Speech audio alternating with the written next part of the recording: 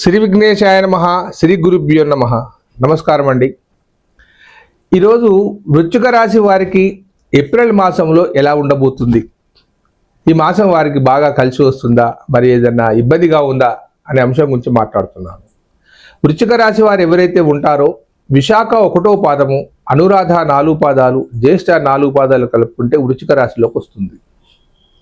ఇకపోతే గ్రహ సంచారం వల్ల ఏ విధంగా ఉందో చూద్దాం. రవి షష్టమంలో ఉన్నాడు. 6వ స్థానంలో షష్టమంలో రవి ఉన్నప్పుడు ఆరోగ్య సమస్యలన్నీ సమసిపోతాయి. మీకు ఏదైనా పోటీ పరీక్షలు రాస్తే ఖచ్చితంగా నెగ్గి తిరుగుతారు. పొలిటికల్ రంగంలో ఉన్నవారికి పదోన్నతులు లభిస్తాయి. రియల్ ఎస్టేట్ రంగం వారికి అద్భుతంగా ఉంటుంది. మీ శత్రువులను మిమ్మల్ని చూసి జడిసిపోతారు, ఖచ్చితంగా జరిగి తీరుతుంది. కుజుడు 5వ స్థానంలో ఉన్నాడు. కుజుడు 5వ స్థానంలో ఉన్నప్పుడు మీకు సంబంధించిన పుత్రులతో కొంత ఇబ్బందికరంగా ఉంటుంది. కొంత ఖర్చులకు మిమ్మల్ని అడుగుతారు, ఇబ్బందిగా చేస్తారు. దాన్ని చూసి ఆచితూచి అడుగులు వేయండి. బుధుడు 5వ స్థానంలో ఉన్నాడు. బుధుడు 5వ స్థానంలో ఉన్నప్పుడు వ్యాపార రంగంలో అద్భుతంగా ఉంటుంది. అనుకున్న పనులు సజావుగా సాగిపోతాయి. ఈ మాసంలో ఆర్థికంగా కొంత వెసులుబాటు కూడా ఉంటుంది. గురువు అష్టమంలో ఉన్నాడు. గురువు అష్టమంలో ఉన్నప్పుడు మానసికమైన ప్రశాంతత లోపిస్తూ ఉంటుంది. అంతేకాని పెద్దగా ఇబ్బంది ఏమీ జరగదు. శుక్రుడు 6వ స్థానంలో ఉన్నాడు.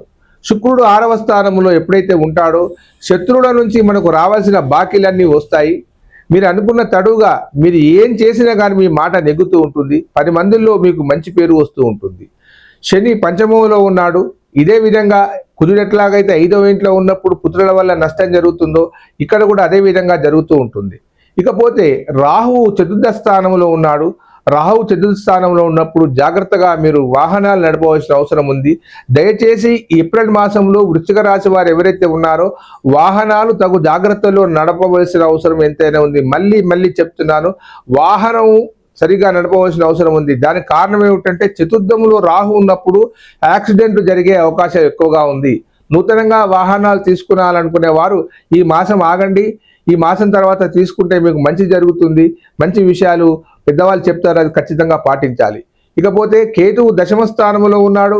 10వ స్థానంలో ఉన్నప్పుడు మీకు ఉద్యోగరీత్యా పదోన్నతులు కలుగుతాయి. ఏదైనా ప్రమోషన్లే కానీ, ఏదైనా నూతనంగా ఉద్యోగాలకు వెళ్ళాలనుకున్న వారు కానీ, విద్యార్థులకు కానీ మంచి స్థాయికి వస్తారు. మీరు అనుకున్న స్థాయికి చేరుకునే అవకాశం కేతువు వల్ల ఉంది. ఏది ఏమైనప్పటికీ వృశ్చిక రాశి వారికి ఈ మాసంలో మిశ్రమైన ఫలితాలు ఉన్నాయి కానీ చెప్పుకోదగ్గ ఫలితాలు మాత్రం లేవు. ఉంటానండి. సర్వే జనా సుఖినో భవంతు.